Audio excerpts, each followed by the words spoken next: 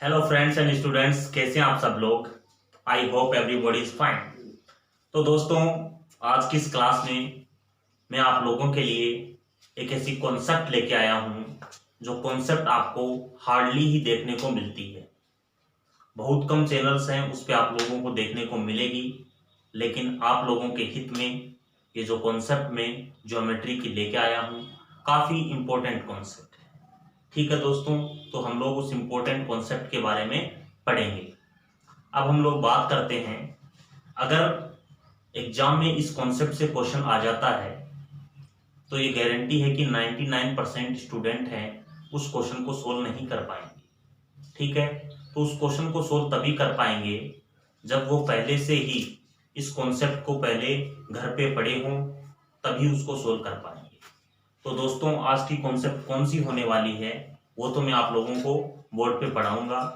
दोस्तों, अपना जो चैनल है एग्जाम वाला, तो ये जो चैनल एग्जाम वाला है, आप लोग इसको सब्सक्राइब करें, वीडियोस को लाइक करें, शेयर करें, एंड जो घंटी है बेल आइकॉन उसको हिट करें और ऑल पे क्लिक कर लें।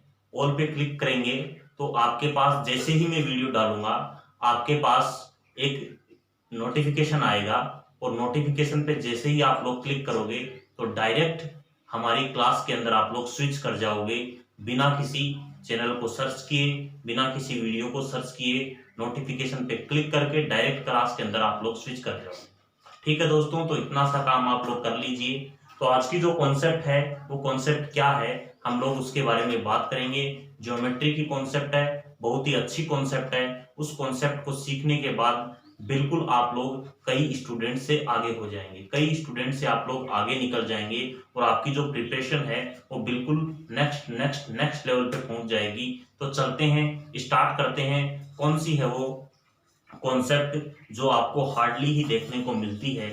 ठीक है, बहुत सी बुक के अंदर आपको देखने को नहीं मिलेगी, और एक दो यूट्यूब पे टीचर हैं जो उसको पढ़ाते हैं, लेकिन मैं आप लोगों को पढ़ाऊंगा बिल्कुल अच्छी तरीके से, बिल्कुल बेसिक तरीके से पढ़ाऊंगा। तो ठीक है स्टूडेंट्स, शुरू करते हैं आज की क्लास को, उस महत्वपूर्ण कॉन्सेप्ट को, उस इंपॉर्टेंट कॉन्सेप्ट को जिसको हम लोग कहेंगे कॉन्सेप्ट ऑफ द डे। आज की जो कॉन्सेप्ट होगी वो होगी कॉन्सेप्ट ऑफ द डे।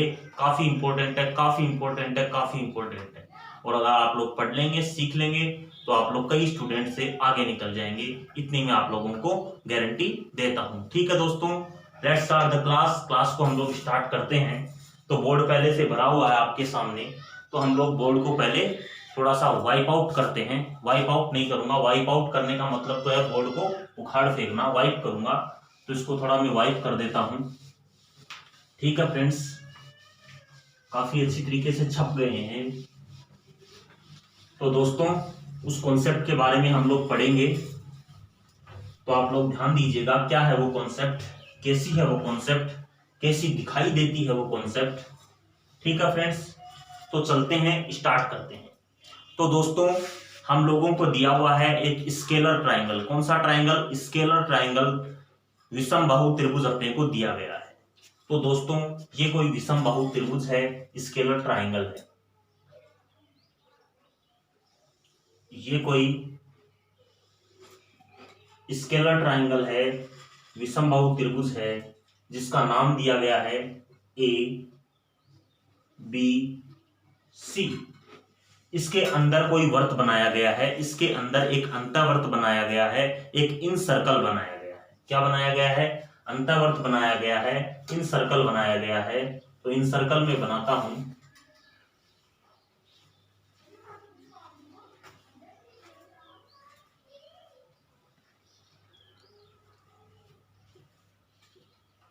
तो दोस्तों, इस स्केलर ट्राइंगल के अंदर एक इन सर्कल मैंने क्या कर दिया है? बना दिया है। ये इन सर्कल यहां पे टच करता है, यहां पे टच करता है, और यहां पे टच करता है। ठीक है दोस्तों, तो ये जो पॉइंट अपना, इस पॉइंट को मान लेते हैं क्या है? डी पॉइंट है। ये कौन सा पॉइंट है? डी पॉइंट है। ये कौन सा पॉइंट है? ई पॉइंट है।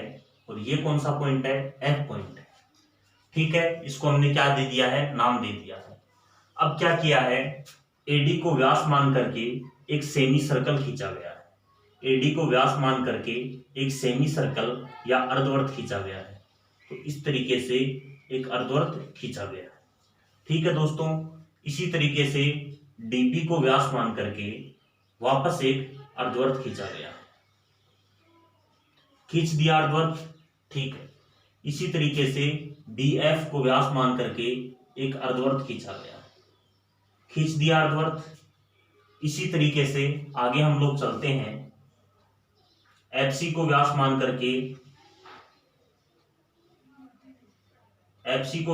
करके एक और अर्धवृत्त खींचा गया। इसी तरीके से एई को व्यास मान करके, एई को डायमीटर मान करके एक सेमी सर्कल खींचा गया है। इसी तरीके से इसी को एक डायमीटर मान करके एक और सेमी सर्कल खींचा गया है। इस तरीके से क्या खींचा गया है, सेमी सर्कल खींचा गया है। तो दोस्तों एक छोटी सी बात मैं आप लोगों को बताता हूं, जैसे दो कोई सेमी सर्कल है, क्या है, दो सर्कल हैं जो आपस में एक दूसरे को बाहर से क्या करते हैं, टच करते हैं, बाहर से क्या करते हैं, टच करते हैं। तो ये जो स्पर्श रेखा है वो दोनों पे है, इसकी भी स्पर्श रेखा है और इसकी भी स्पर्श रेखा है। तो इस स्पर्श रेखा को हम लोग बोलते हैं डीसीटी। क्या बोलते हैं, डीसीटी। क्या बोलते हैं, डीसीटी। डीसीटी का मतलब होता है डायरेक्ट कॉमन टेंजेंट। डीसीटी का मतलब होता है डायरेक्ट कॉमन टेंजेंट। ठीक है दोस्तों, इसको डीसीटी बोलते हैं, डायरेक्ट कॉमन टेंजेंट। हिंदी में बोलते हैं इसको सीधी उभयनिष्ठ स्पर्श रेखा। क्या बोलते हैं, सीधी उभयनिष्ठ स्पर्श रेखा। हम लोग क्या बोलते हैं, इसको बोलते हैं सीधी उभयनिष्ठ स्पर्श रेखा। ठीक है दोस्तों, अगर मान लो इस त्रिभुज की इस वर्त की त्रिज्या कितनी है, R1 है, इस वर्त की त्रिज्या कितनी है, R2 है। तो ये जो डीसीटी है, इस डीसीटी की लंबाई होती है, 2√R1R2। कितनी होती है, 2√R1R2। तो जब मैं ज्योमेट्री की क्लासेस लूंगा उसके अंदर जब मैं सर्कल आप लोगों को पढ़ाऊंगा तो उस स्थिति में उस टाइम में मैं आप लोगों को डीसीटी 2√R1R2 क्यों होता है ये बिल्कुल डिटेल में आप लोगों को सोल्व करके बताऊंगा। अभी आप लोग इस बात की चिंता ना करें। ठीक है दोस्तों, तो चलते हैं। तो इन दोनों वर्तों की डीसीटी मान लेते हैं क्या है, इन दोनों वर्तों की जो डीसीटी है वो ये है, इसकी लंबाई है d। इन दोनों अर्धवर्तों की जो डीसीटी है उसकी लंबाई मान लेते हैं क्या, e। और इन दोनों अर्धवर्तों की जो डीसीटी है, डायरेक्ट कॉमन टेंजेंट है, सीधी स्पर्श रेखा है, उसकी लंबाई मान लेते हैं क्या, f है। क्या मान लेते हैं, f मान लेते हैं। दोस्तों ये जो BC है, क्या है, BC है। तो BC की लंबाई A के सामने क्या है, BC है, और BC की लंबाई हम लोग मान लेते हैं क्या है, A है। क्या है, A है।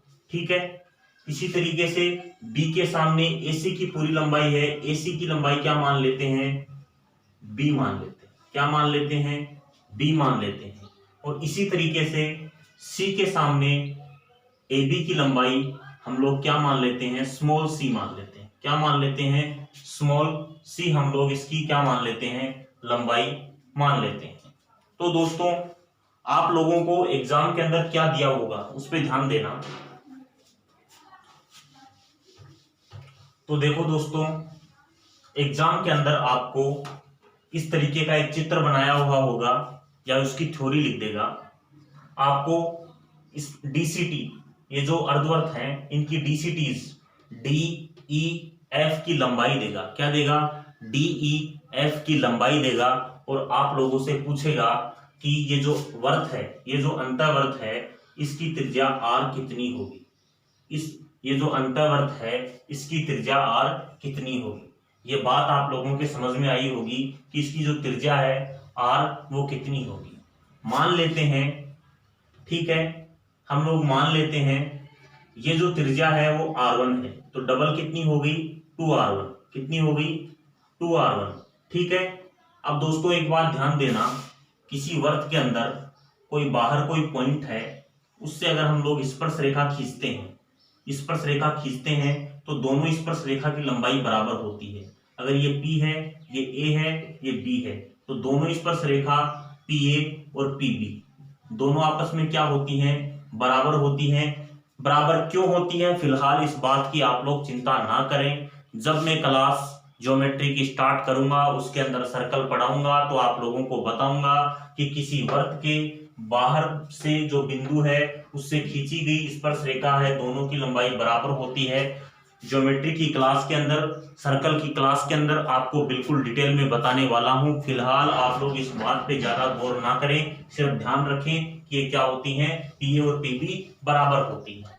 ठीक है दोस्तों, तो ये 2r1 है, ये पूरा वर्त है। ये क्या है, पूरा वर्त है, ये बाहर का पॉइंट है, ये 2r1 है, तो ये भी क्या होगी 2r2, क्योंकि दोनों क्या है, स्पर्श रेखा है। तो ये क्या होगी 2r2, 2r1, ये क्या होगी 2r1, दोनों की लंबाई क्या होगी, बराबर होगी। अब मान लेते हैं ये r2 है, तो पूरा कितना होगा 2r2 होगा। अब ये पूरा वर्त है, तो दोनों स्पर्श रेखा की लंबाई बराबर होगी, तो ये कितनी होगी 2r2 होगी। कोई दिक्कत। ये मान लेते हैं r3 है, तो कंप्लीट कितनी होगी 2r3 होगी। कितनी होगी 2r3। अब ये पूरा वर्त है, ये दोनों स्पर्श रेखा हैं, दोनों स्पर्श रेखा की लंबाई बराबर होगी, तो ये कितनी हो जाएगी 2r3। ये भी कितनी हो जाएगी 2r3। दोस्तों अपने को निकालना है अंतःवर्त की त्रिज्या। अंतःवर्त की त्रिज्या निकालनी है। कब निकालनी है, जब अपने को D E F DCTs, ये सब क्या है, D E F क्या है, DCTs है। ये जो D E F ये सब क्या है, DCTs हैं, डायरेक्ट कॉमन टेंजेंट हैं, सीधी उभयनिष्ठ रेखा है, सीधी उभयनिष्ठ स्पर्श रेखाएं हैं। ठीक है दोस्तों, तो अपने को जब ये DEF दिया हो तो अंतःवर्त की त्रिज्या निकालनी है, त्रिभुज के अंतःवर्त की त्रिज्या निकालनी है। तो कैसे निकलती है वो त्रिज्या, उस पे हम लोग क्या करते हैं, बात करते हैं। उस पे हम लोग क्या करते हैं, बात करते हैं। एक बार मैं थोड़ा सा पानी पी लेता हूं।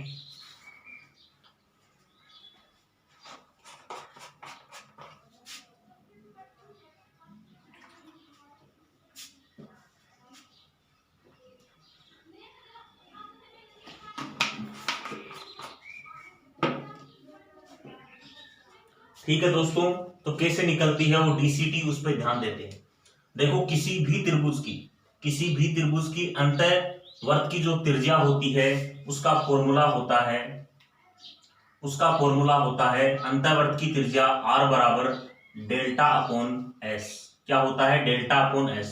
डेल्टा होता है वो त्रिभुज का क्या होता है, एरिया होता है, और ये जो S होता है वो त्रिभुज का क्या होता है, सेमी पेरीमीटर होता है। सेमी पेरीमीटर होता है, क्या होता है, सेमी पेरीमीटर होता है। तो अपने को क्या निकालनी है, अंतःवर्त की त्रिज्या निकालनी है, डेल्टा अपॉन S निकालनी। तो इस त्रिभुज के अंदर R बराबर त्रिभुज के एरिया का फॉर्मूला देखो, इसमें A B C क्या दी है, भुजाएं दी गई हैं। A B C त्रिभुज की क्या दी गई है, भुजाएं दी गई हैं। A B C त्रिभुज की क्या दी गई हैं, भुजाएं दी गई हैं। जब तीन भुजाएं दी हो तो हीरोन का सूत्र लगाते हैं। हीरोन का फॉर्मूला होता है √S minus A S minus B, आगे चलते हैं S माइनस C बटा S। यहाँ पे S क्या होता है, अर्ध परिमाप होता है, सेमी पेरीमीटर होता है, वो भी त्रिभुज का होता है। ठीक है, और ABC त्रिभुज की क्या है, भुजाएं हैं। तो अपने को सबसे पहले किसकी जरूरत पड़ेगी, अपने को जरूरत पड़ेगी ABC की। किसकी जरूरत पड़ेगी, ABC की। तो देखो A क्या है, A बराबर देखना, तो A अपना है, ये A है, तो A बराबर हो जाएगा ये कंप्लीट, मतलब 2r2 plus 2r3, 2r2 plus 2r3। B कितना है, तो B हो जाएगा complete 2r1 plus 2r3, B हो जाएगा 2r1 प्लस 2r3। ये C है, तो C हो जाएगा अपना कितना 2r1 प्लस 2r2, कितना हो जाएगा 2r1 प्लस 2r2। ये अपने पास A B C की क्या आ गई, वैल्यू आ गई। A B C की क्या आ गई, वैल्यू आ गई। जो अर्ध परिमाप है अपना, अर्ध परिमाप S है, S होता है वो क्या होता है, अर्ध परिमाप S बराबर होता है त्रिभुज की तीनों भुजाओं के योग का आधा, A plus B plus C by 2। इसको क्या बोलते हैं? अर्ध परिमाप बोलते हैं। तो एक बार हम लोग तीनों को जोड़ते हैं तो A plus B plus C। देखो इसमें R1 दो बार और R1 दो बार, तो हर R1 R2 R3 सब चार चार बार हैं, 4 कॉमन ले लेते हैं तो 4R1 प्लस R2 प्लस कितना हो गया? R3 हो गया। कितना हो गया? R3 हो गया। कितना हो गया? R3 हो गया। आगे हम लोग चलते हैं, ध्यान दीजिएगा। अब अपना यहां से चलते हैं, R बराबर देखना, इसका मैं स्क्वायर कर देता हूं। इसका मैं क्या कर देता हूं? स्क्वायर कर देता हूं। स्क्वायर कर देता हूं तो यहाँ पे देखना अंडर रूट का साइन हट जाएगा, क्या आ जाएगा? S minus A, S minus B, S minus C। Under root का साइन हट जाएगा और S क्या हो जाएगा? स्क्वायर हो जाएगा। तो एक S से ये S कट जाएगा, यहाँ पे नीचे सिर्फ क्या बचेगा? S बचेगा। नीचे सिर्फ क्या बचेगा? S बचेगा। नीचे है वो सिर्फ क्या बचेगा? S बचेगा। आगे हम लोग चलते हैं, ध्यान दीजिएगा। तो R स्क्वायर बराबर, ध्यान देना, R स्क्वायर बराबर क्या होगा? S माइनस ए। क्या है? S माइनस ए। यहाँ पे S देखना क्या होगा? S A plus B plus C है, तो S होगा A plus B plus C by 2। तो S बराबर हो जाएगा अपना कितना? इसमें 2 का भाग दे देंगे, A plus B plus C में क्या दे देंगे? 2 का भाग दे देंगे। तो 2 का भाग दोगे तो 2R1 प्लस R2 प्लस कितना हो गया? R3। ये अपना क्या है? S है। तो S में से A घटाना है, S में से क्या घटाना है? A घटाना है। तो 2R2 2R3 कम हो जाएगा, 2R2 2R3 कम हो जाएगा। कितना बचेगा? 2R1। कितना बचेगा? यहां से देखना, R स्क्वायर बराबर कितना बचेगा? 2R1 गुणा B कम करोगे, S में से B कम करोगे, R1 2R2 2R1 और 2R3 कम हो जाएगा, 2R1 और 2R3 कम हो जाएगा। क्या बचेगा? 2R2। इसी तरीके से S में से C कम करोगे, S में से C कम करोगे तो क्या बचेगा? 2R3। क्या बचेगा? 2R3 बटा S बराबर क्या है? S बराबर है 2R1 प्लस R2 प्लस कितना है? R3 प्लस कितना है? R3। 2R1 plus R2 plus R3 ये है अपने पास। ठीक है दोस्तों, आया समझ में? ध्यान देना, 2 से 2 को मैं क्या कर देता हूं? कैंसिल कर देता हूं। तो मेरे पास कितना आ गया? ये आ गया 4R1 R2 R3 बटा R1 प्लस R2 प्लस कितना हो गया? R3 प्लस कितना हो गया? R3। आई होप यहां तक आप लोगों को बात समझ में आई होगी। आई होप आप लोगों को यहां तक बात समझ में आई होगी। एक बार मैं टाइम देख लेता हूं।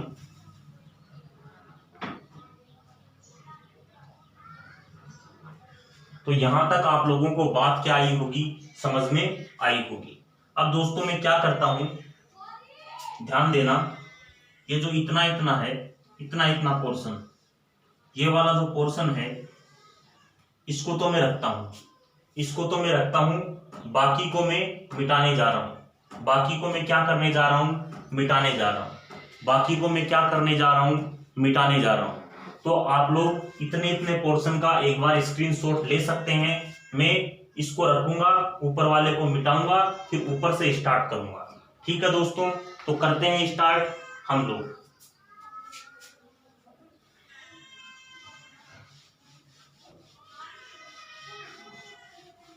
पूरा मिटा देता हूं मैं। अब ध्यान देना दोस्तों, मैंने आप लोगों को पहले ही एक बात बताई है। ये बात बताई है, जैसे 2 वर्ग हैं, एक दूसरे को बाहर से टच करते हैं, ये इनकी क्या होती है? DCT होती है। और DCT की जो लंबाई होती है, अगर इसकी त्रिज्या R1 है, इसकी त्रिज्या R2 है, तो वो होती है 2√R1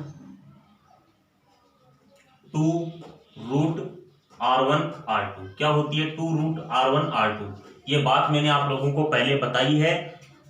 सर्कल की जब क्लास चलेगी, कैसे आया, ये जो है कैसे आता है, उसके बारे में कंप्लीट मैं आप लोगों को समझाने वाला हूं। इसके लिए आप लोग बिल्कुल चिंता ना करें। आगे हम लोग चलते हैं, इसको मैं मिटाता हूं। तो ध्यान देना दोस्तों, सबसे पहले डी की बात करते हैं। डी क्या है? डीसीटी है। क्या है? डीसीटी है। डीसीटी की बात करते हैं, डीसीटीज की। तो डी क्या है? डीसीटीज है। इसकी लंबाई कैसे आएगी? 2 रूट इसकी त्रिज्या r1, इसकी त्रिज्या r2, तो r1 r2। अगला है ई, 2 रूट, ये भी क्या है? डीसीटी है। इसकी लंबाई कैसी आएगी? r2 r3, r2 r3। अगली है एफ, ये भी डीसीटी है, 2 रूट, इसकी लंबाई कैसे आएगी? r1 r3। क्या आएगी? r1 r3। आ गया r1 r3। ठीक है दोस्तों, आगे हम लोग चलते हैं, इनका स्क्वायर करते हैं। इनका क्या करते हैं? स्क्वायर करते हैं। तो डी स्क्वायर बराबर क्या आएगा? यहां से देखना, 2 का स्क्वायर हो जाएगा 4, ये हो जाएगा r1 r2।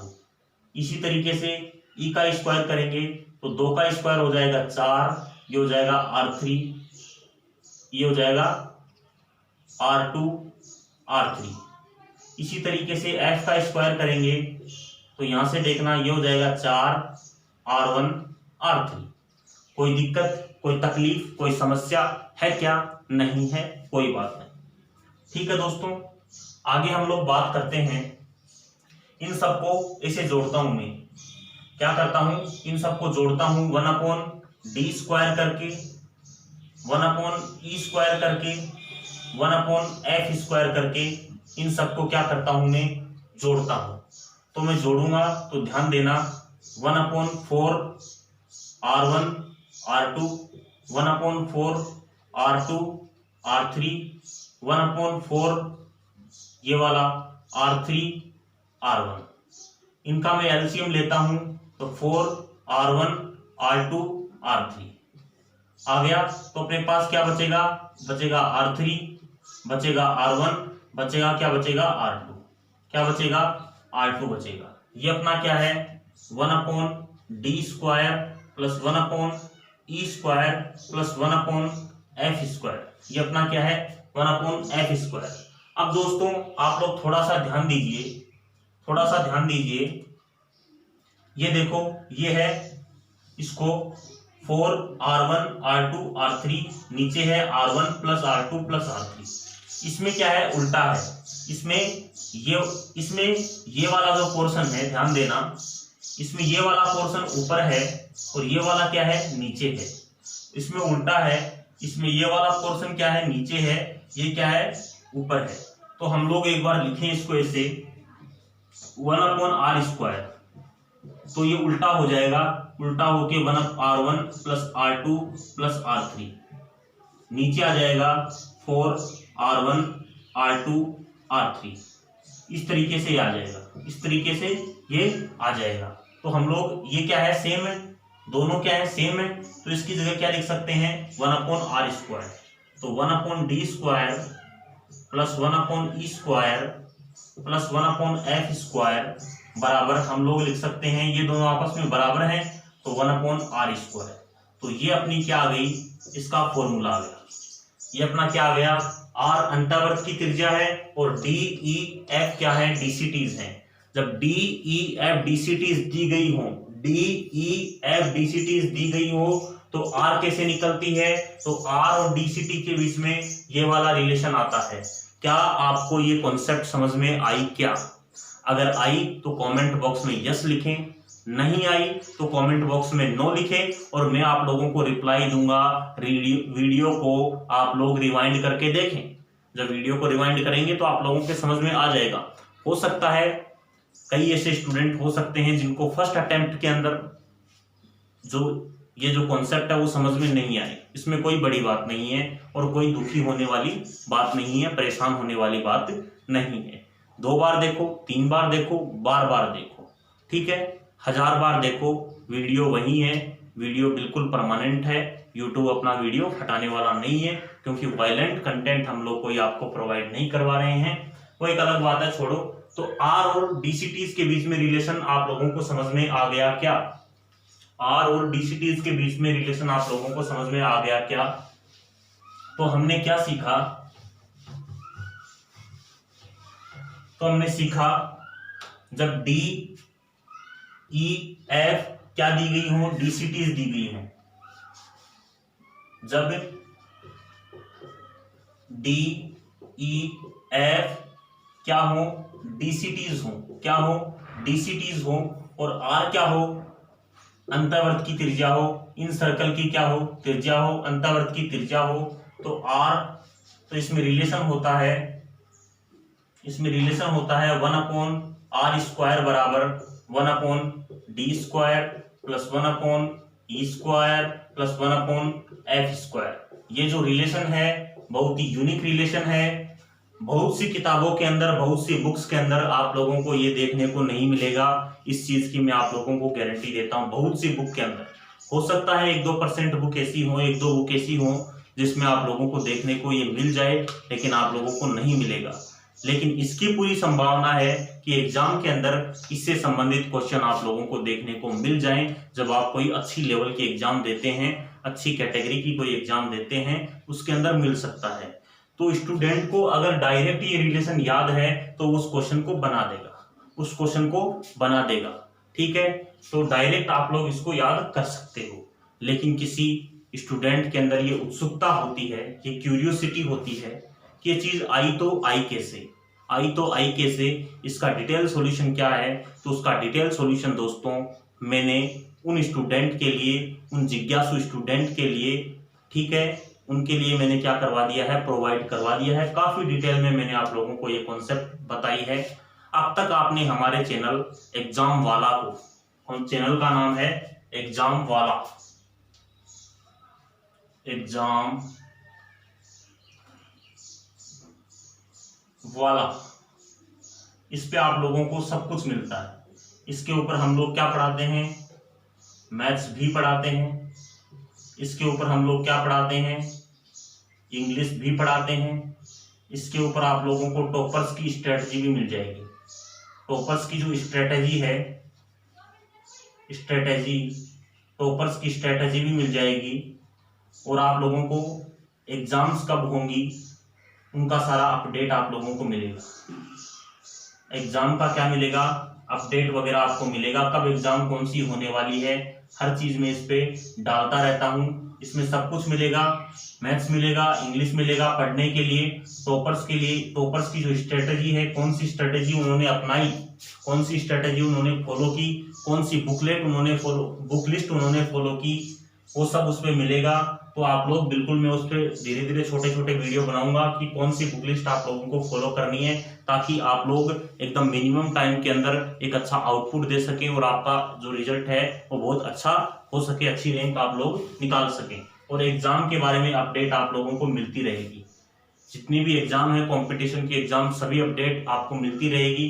कौन सी एग्जाम का नोटिफिकेशन निकला, कौन सी एग्जाम की डेट कब आई, कौन सी एग्जाम पोस्टपोन हो गई, और कौन सा आप लोगों का सेंटर कितनी दूर पड़ेगा, क्या कितना दूर पड़ेगा, हर चीज आप लोगों को, कौन सी गाइडलाइंस आपको एग्जाम्स के अंदर फॉलो करनी है। एग्जाम से पहले आप लोगों को कौन से मास्क वगैरह लेके जाना है, हैंड सैनिटाइजर वगैरह लेके जाना है, या आप लोगों का जो वैक्सीनेशन का जो सर्टिफिकेट है वो लेके जाना है या नहीं लेके जाना है। हर छोटी से छोटी बात, हर छोटी से छोटी गाइडलाइन पे हम लोग बात करेंगे। तो दोस्तों, thank you so much for watching the video. And अगर अब तक चैनल को सब्सक्राइब नहीं किया है तो कर लें, और बाकी के जो नीचे के होते हैं लाइक, शेयर एंड घंटी का जो बटन होता है, आप लोग उसको दबा लें ताकि आप लोगों को नोटिस वगैरह मिलता रहे। Thank you so much for watching the video. आपको क्लास कैसी लगी बिल्कुल फीडबैक दें। अच्छी लगी तो अच्छी बताएं, अगर अच्छी नहीं लगी तो अच्छी नहीं बताएं, अच्छी नहीं लगी तो अच्छी नहीं बताएं। आपका फीडबैक हमारे लिए बहुत महत्वपूर्ण है, क्योंकि एक बिल्कुल हम लोग स्टार्ट ही तो कर रहे हैं। आप लोगों का फीडबैक जब दोगे, स्टूडेंट फीडबैक देगा, तो उससे पता चलेगा कि हम लोगों को इसमें क्या इम्प्रूवमेंट करना चाहिए। ठीक है दोस्तों, तो चलते हैं। Thank you so much for watching the video. Thank you so much.